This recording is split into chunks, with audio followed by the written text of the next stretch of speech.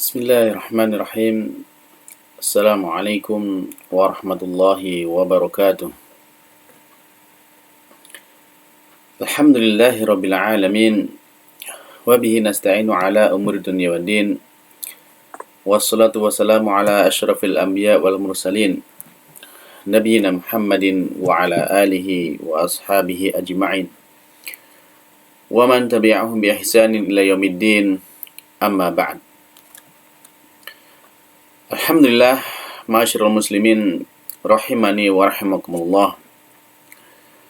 Kita bersyukur kepada Allah Subhanahu wa taala, yang mana Allah Subhanahu wa taala tidak pernah ada hentinya untuk mencurahkan segala karunia dan nikmat-Nya kepada kita semuanya. Hingga pada kesempatan kali ini pun Allah Subhanahu wa taala masih terus dan terus mencurahkan banyak sekali nikmat-nikmat-Nya kepada kita. Pada pertemuan kedua kali ini, dalam membekali diri kita untuk menyambut datangnya bulan Ramadan, maka setelah pada pertemuan yang pertama kita mengenal dari penulis kitab Bulughul Maram, yaitu Al-Imam Al-Hafidh Ibnu Hajar Al-Asqalani, maka tidak ada salahnya pada kesempatan yang kedua kali ini kita juga akan sedikit mengenal tentang pensyarah dari kitab yang akan kita baca, yaitu kitab Fathu Dzil Jalali wal Ikram bi Syarhi Bulughil Maram, karya dari Al-Alamah Muhammad bin Shalih Al-Utsaimin. Nah, pada kesempatan yang singkat kali ini kita akan mengenal biografi beliau, pensyarah kitab ini, secara ringkas. Baiklah, para pemirsa rahimahullah ta'ala, langsung saja. Pensyarah kitab ini, beliau memiliki kunyah atau nama panggilan dengan nama Abu Abdillah. Beliau nama aslinya adalah Muhammad. Bapaknya bernama Saleh, sehingga beliau bernama Muhammad bin Saleh bin Muhammad bin Utsaimin Al-Wahib At-Tamimi. Jadi nama Al-Utsaimin diambil dari nama kakek beliau yang keempat. Beliau dilahirkan di kota Unaizah pada tanggal 27 Ramadan tahun 1347 Hijriah. Bagaimana beliau tumbuh menjadi seorang ulama? Maka beliau sejak kecil, beliau belajar membaca Al-Quran kepada kakek beliau dari ibunya, atau bapak dari ibu beliau, yang bernama Abdurrahman bin Sulaiman Ali Damigh rahimahullah ta'ala. Hingga kemudian beliau bisa hafal Al-Quran melalui tangan kakeknya tersebut. Sesudah itu, beliau mulai mencari ilmu dan belajar khat, atau tentang ilmu tulis-menulis huruf Arab. Beliau juga belajar tentang ilmu hitung dan beberapa tentang ilmu sastra. Maka di kota Unaizah, di sana ada seorang ulama besar yang bernama Syekh Abdurrahman bin Nasir As-Sa'di rahimahullah ta'ala. Yang mana Syekh As-Sa'di ini menugaskan kepada dua orang muridnya untuk mengajar para anak-anak yang masih kecil, murid-murid yang masih anak-anak. Dua murid tersebut, dua murid dari Syekh Sa'di yang ditugaskan untuk mengajar anak-anak, beliau adalah Syekh Ali As-Solihin dan juga Syekh Muhammad bin Abdul Aziz Al-Mutawwi rahimahullah ta'ala. Maka Fadilul Syekh Muhammad bin Shalih Al-Utsaimin, beliau belajar kepada Syekh yang kedua, yaitu Syekh Muhammad bin Abdul Aziz Al-Mutawwi rahimahullah ta'ala. Kepada beliau ini, Syekh Utsaimin mempelajari kitab Mukhtasar Al-Aqidah Al-Wasithiyah dan juga kitab Minhajus Salikin fil Fiqh, karya dari Syekh Abdurrahman As-Sa'di. Juga belajar tentang Al-Jurumiyah dan juga Al-Fiyah dari beliau ini. Di samping itu, beliau juga belajar tentang ilmu faraid atau ilmu waris dan juga ilmu fikih kepada Syekh Abdurrahman bin Ali bin Audan.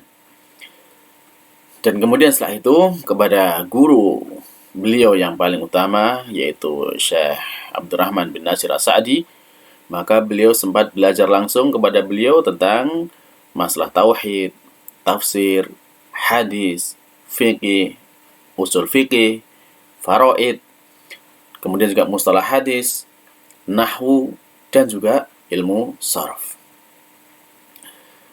Maka dengan kesungguhan dan kecerdasan yang dimiliki, Syekh Utsaimin memiliki kedudukan yang mulia di sisi gurunya, yaitu Syekh Abdurrahman bin Nasir As-Sa'di rahimahullah ta'ala. Sehingga ketika ayah dari Syekh Utsaimin pindah ke Riyadh, maka ayah beliau ingin mengajak beliau pindah bersama ayahnya ke Riyadh. Akan tapi karena Syekh Abdurrahman As-Sa'di melihat ada potensi yang besar pada diri Syekh Muhammad bin Shalih Al-Utsaimin, maka beliau mengirimkan surat kepada ayahnya agar Syekh Utsaimin tetap bisa tinggal di Unaizah untuk belajar ilmu. Yang mana beliau mengatakan bahwasanya kami menginginkan Muhammad, yaitu maksudnya Muhammad bin Shalih Al-Utsaimin, tetap tinggal di sini agar bisa mengambil faedah ilmu. Ini menunjukkan betapa agungnya kedudukan dari Syekh Muhammad bin Shalih Al-Utsaimin di sisi gurunya, yaitu Syekh Abdurrahman bin Nasir As-Sa'di rahimahullah ta'ala. Maka beliau, Syekh Utsaimin sendiri pun memberikan kesan kepada gurunya tersebut. Bahwasanya beliau mengatakan, sungguh saya sangat terkesan dengan Syekh Abdurrahman As-Sa'di. Terkesan dengan cara beliau mengajar, menjelaskan ilmu, dan juga bagaimana pendekatan beliau kepada para pelajar. Yang beliau itu banyak memberikan contoh-contoh dan makna-makna dari apa yang beliau ajarkan. Demikian pula beliau ini juga terkesan dengan akhlak beliau yang agung dan utama. Beliau senang bercanda dengan anak-anak kecil dan juga bersikap ramah kepada orang-orang yang dewasa. Maka beliau ini adalah orang yang paling baik akhlaknya yang pernah aku lihat, kata Syekh Muhammad bin Shalih Al-Utsaimin. Beliau juga kemudian belajar kepada guru utama beliau yang lainnya, yaitu Syekh Abdul Aziz bin Baz Hafidh rahimahullah ta'ala. Beliau juga sangat terkesan dengan akhlak yang dimiliki oleh Syekh Abdul Aziz bin Baz tersebut. Beliau belajar tentang hadis dan juga tentang akhlak kepada gurunya tersebut. Maka pada tahun 1371 Hijriah atau sekitar usia beliau 34 tahun, beliau sudah duduk menjadi seorang pengajar di Masjid Jami'. Dan ketika dibuka ma'had ilmi di kota Riyadh, maka beliau mendaftarkan diri di sana sebagai murid tentunya. Dan beliau mendaftarkan setelah berkonsultasi dengan Syekh Ali As-Solihin dan juga mendapatkan izin dari gurunya Syekh Abdurrahman As-Sa'di. Maka kemudian beliau ke sana masuk melalui jalur yang khusus.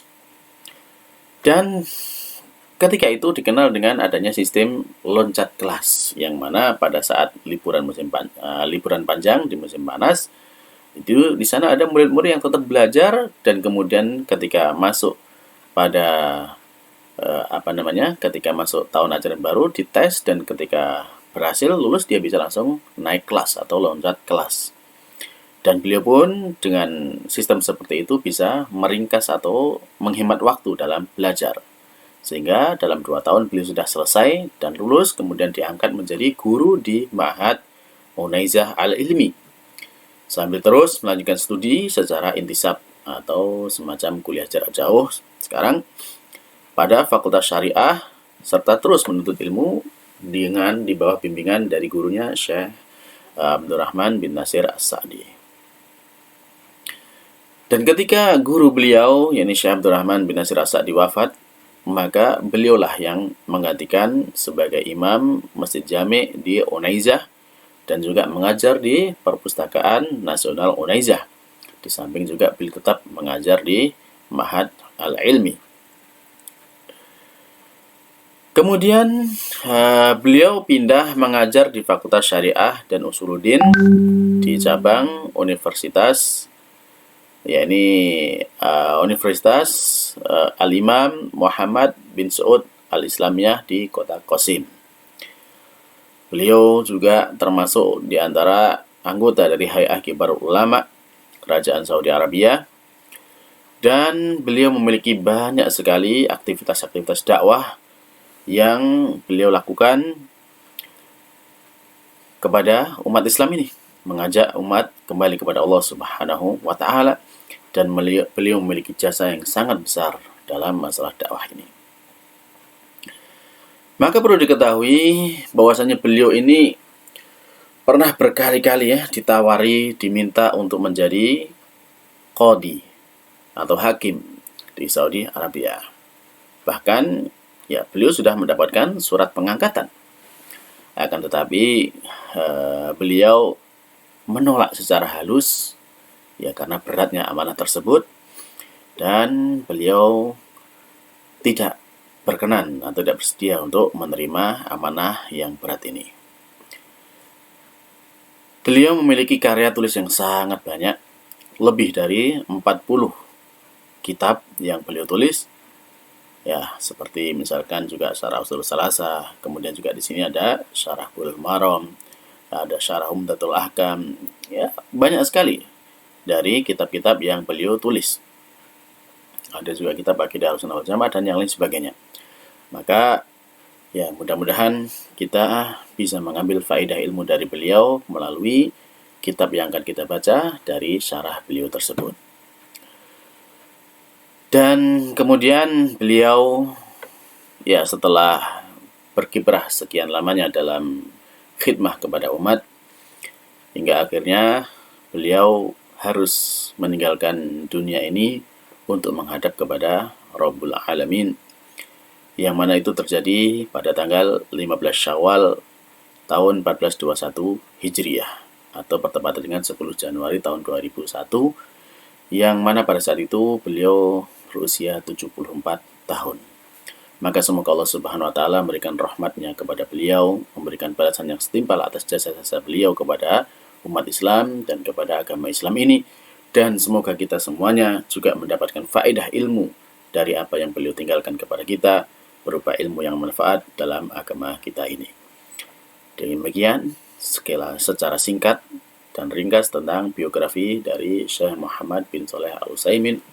Semoga Allah Subhanahu wa taala senantiasa terus mencurahkan rahmatnya kepada kita, kepada beliau, kepada Syekh, dan kepada semua umat Islam, agar kita semuanya senantiasa dalam bimbingan taufik dan hidayahnya, dan kemudian kita senantiasa beramal di atas ilmu, dan kemudian Allah Subhanahu wa taala menerima dari kita semua amal ibadah kita.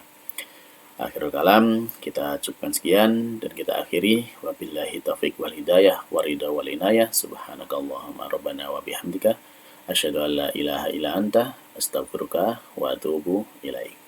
Assalamualaikum warahmatullahi wabarakatuh.